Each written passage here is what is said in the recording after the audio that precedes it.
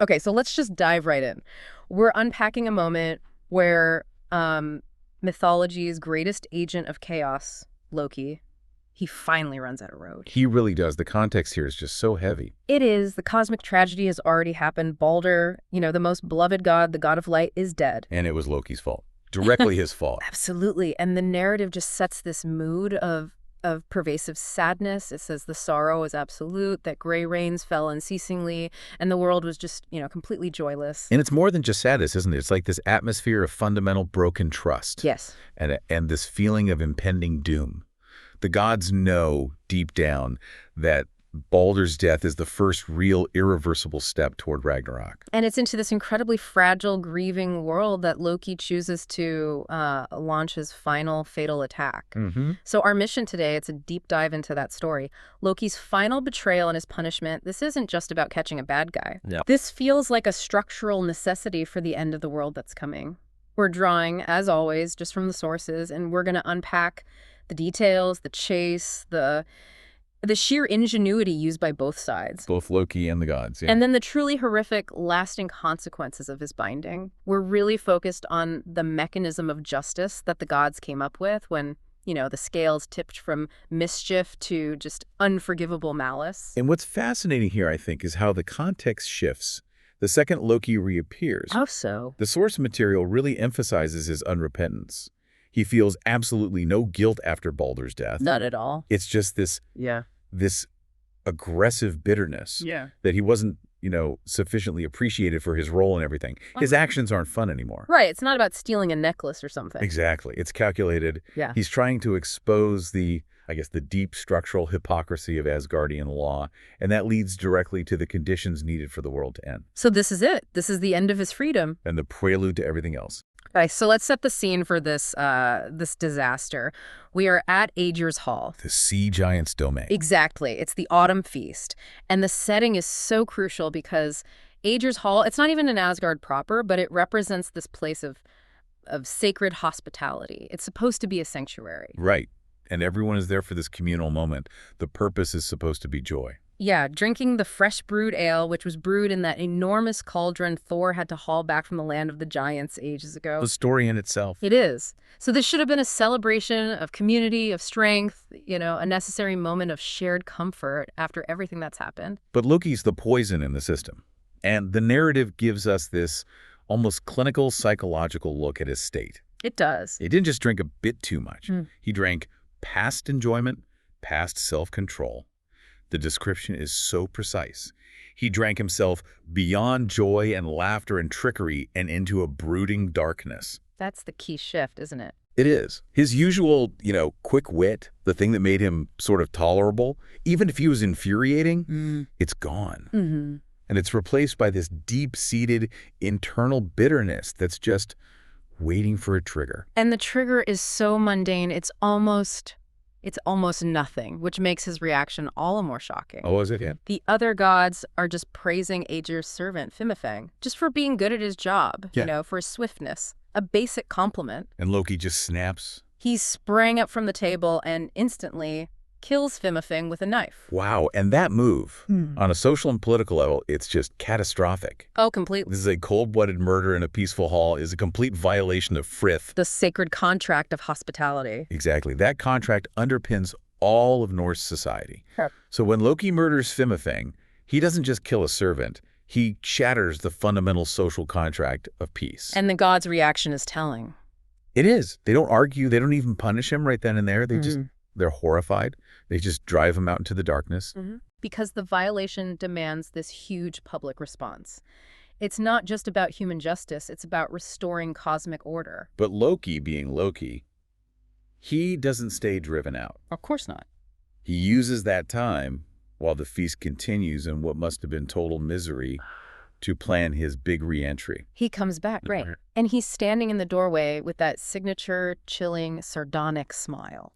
He knows exactly what he's doing. He knows how to exploit the rules. He knows the oaths, the kinship, even when his own actions have just completely destroyed the spirit of that kinship. He's going to force his way back into using the letter of the law. His return is this breathtaking power play.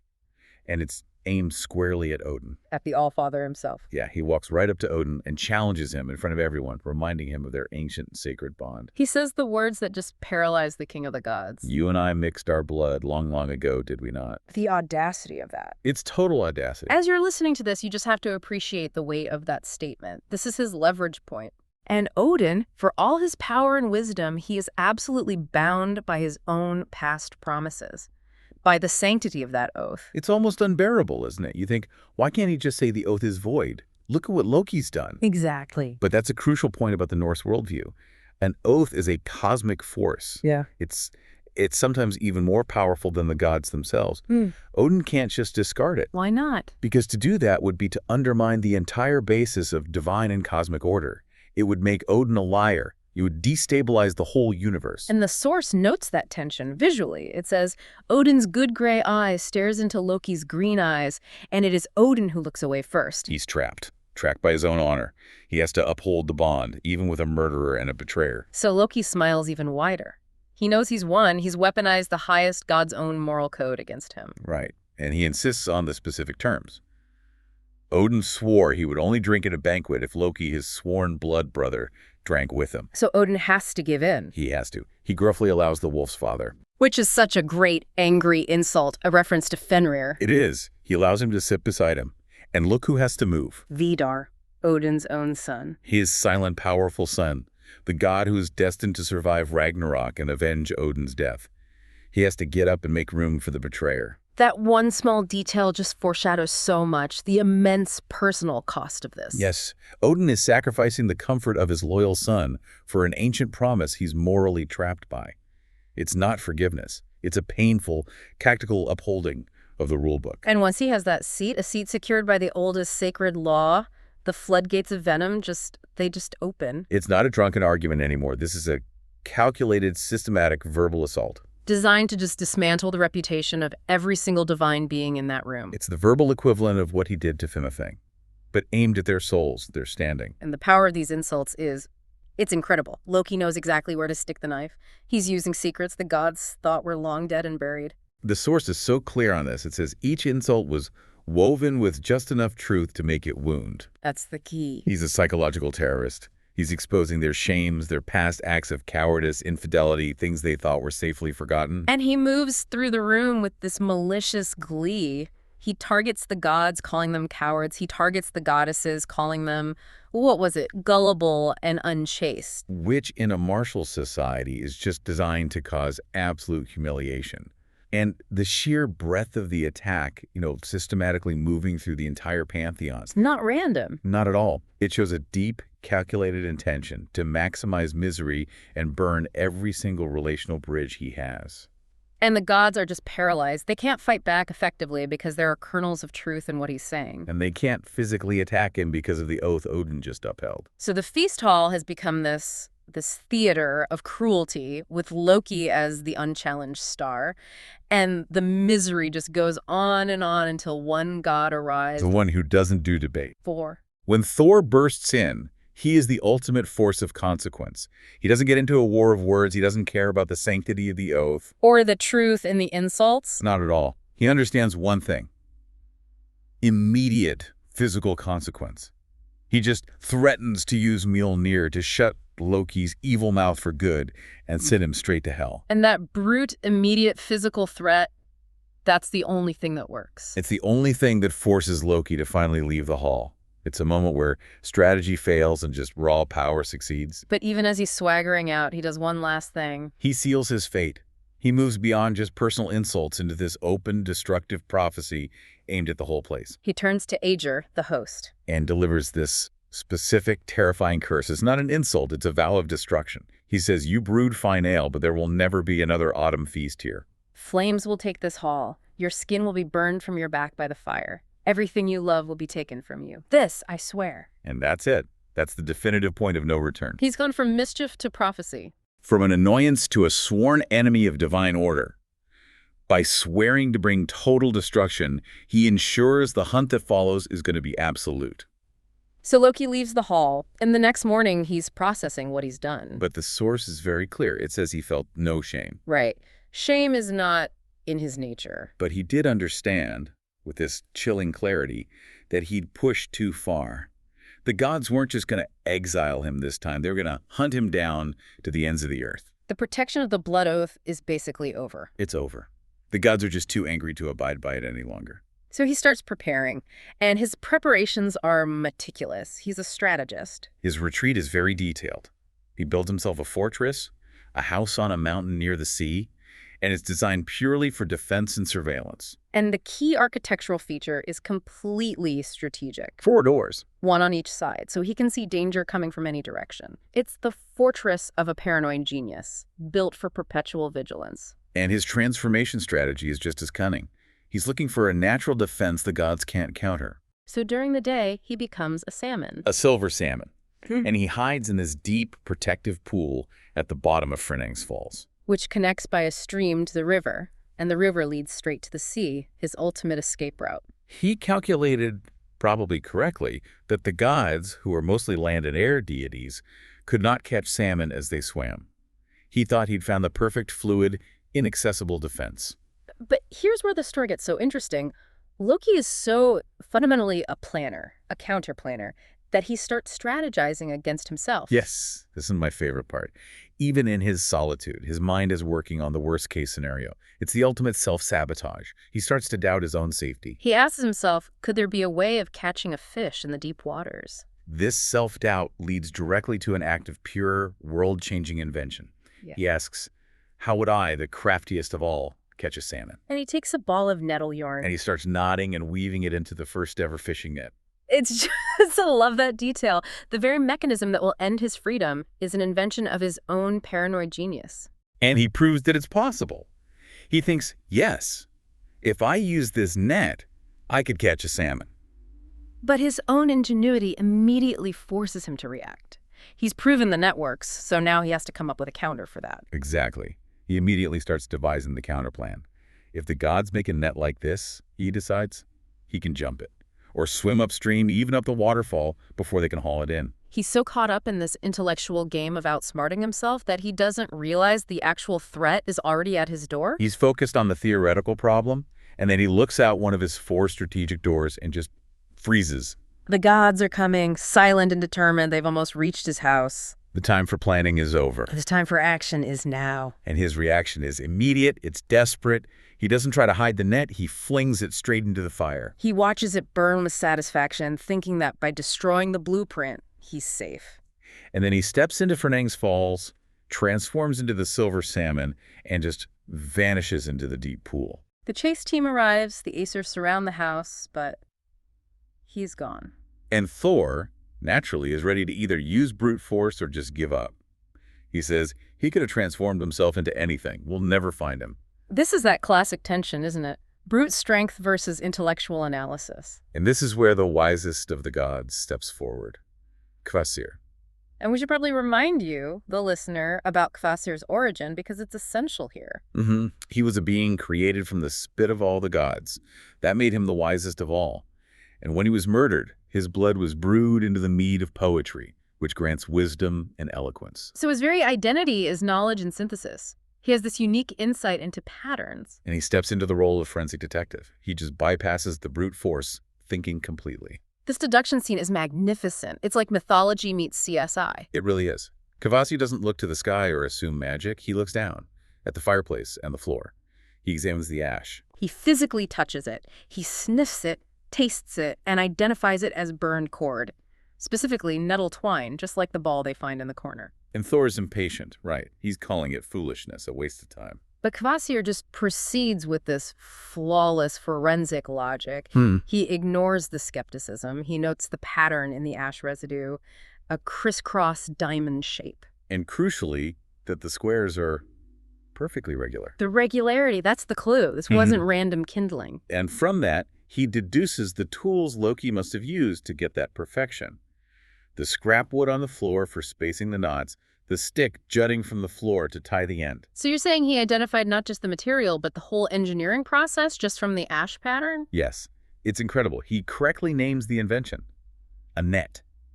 Best used for trapping fish. Right. Loki invented the net, and Kvasir, looking at the residue, reinvented net forensics. And then Kvasir connects the final, vital loop. He asks the simple, logical question. Why would Loki burn his own ingenious creation? Because he didn't want the gods to find it and use it. Therefore, Kvasir concludes, Loki must be hiding as the one thing the net is designed to catch. A fish. The salmon in the pool. That's a final, undeniable step of logic. Kvasir immediately stops Thor. He understands the superior strategy is replication, not destruction. He takes the remaining twine and instructs the other gods how to weave the net, recreating Loki's own invention. They make a net as long as the pool, ready to use Loki's own failed counter-strategy against him. So the gods get to the bottom of the falls. They unroll this huge, heavy net and they start dragging it from the falls toward the far side of the pool. But they catch nothing. The net comes up empty. Loki was pleased at first, right? He just dived deep into the mud and let the net pass right over him. A simple strategy, but it worked the first time. But Thor felt something. He says, I felt it push against the net, but it swam down deeper into the mud. And Kvasir immediately figures out the problem. The net wasn't heavy enough to script the bottom where the salmon was hiding. So he orders a refinement.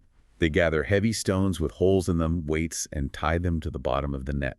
This time, nothing is getting underneath. Now Loki, in his salmon shape, is truly trapped. He knows they expect him to flee downstream to the sea. That's the obvious escape route. Which the gods are now guarding with a double-weighted net. So he devises his final, desperate counterplan.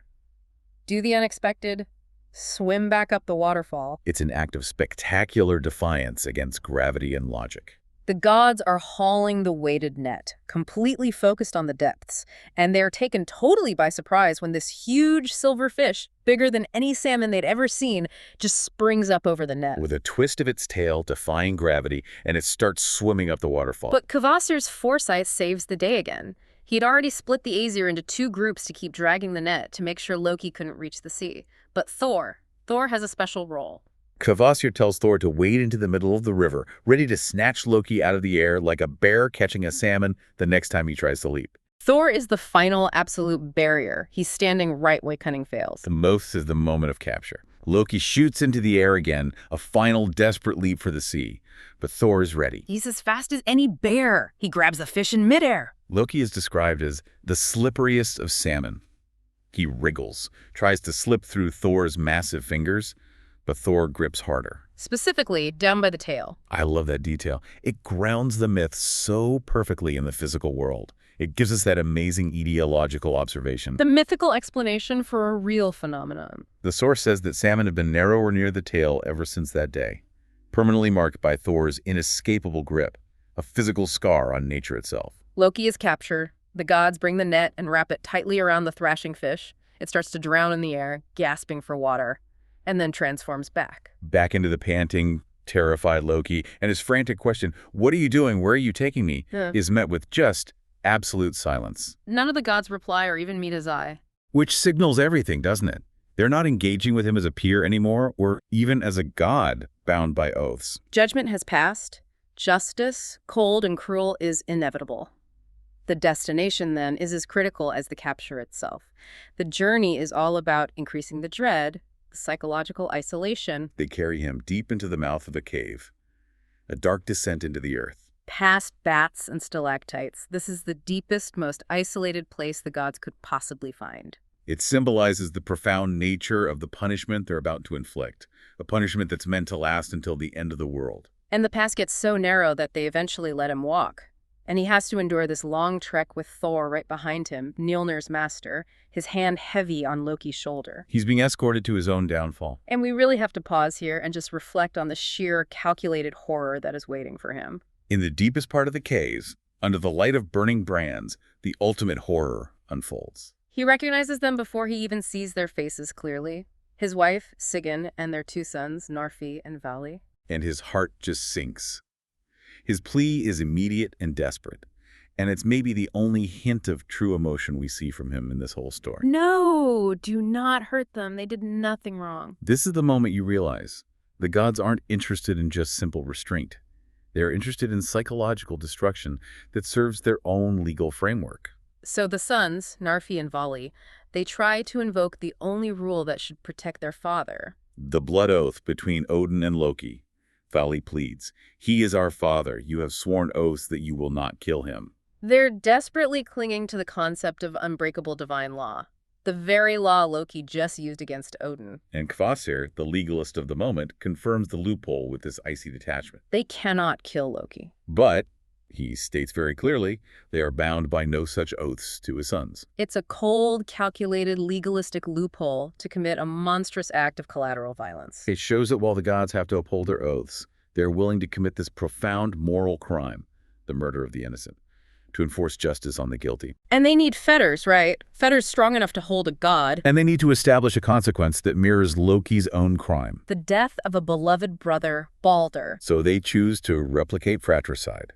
They ask Vali what the worst thing a brother can do is, showing they are actively choosing to mirror the chaos Loki introduced. And the moment of transformation is just. It's the height of mythological horror. Kvasir, using his immense power from the mead of poetry, speaks words of change, words of power to Vali.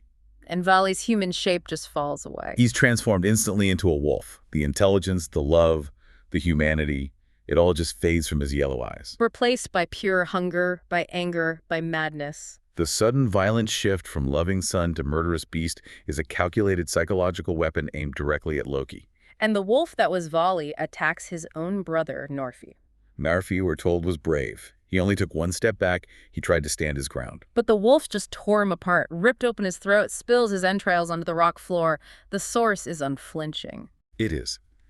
The wolf, having done the god's bidding, howls once through blood-soaked jaws, a sound of pure madness, and then springs away into the darkness, not to be seen again until Ragnarok. That might be the darkest moment in the whole myth cycle, the sheer calculated cruelty of that decision. It's not justice. It's vengeance, designed to inflict maximum emotional pain. Using Loki's own family as the instrument, it perfectly mirrors his crime, but ensures he has to watch it happen. And now the binding process, the culmination of this savage justice, begins. The gods force him onto those 3 great flat stones. Positioned strategically. Right. Beneath his shoulders, loins, and knees to ensure maximum strain and rigidity. Then Thor uses Mjolnir, not for violence, but as a tool. He breaks a hole through the middle of each stone, creating this rigid, inescapable structure. And the fetters themselves, they're the final, sickening twist of the knife, designed to remind him of his loss with every single passing moment. They used Narfi's spilled entrails, his murdered son's body,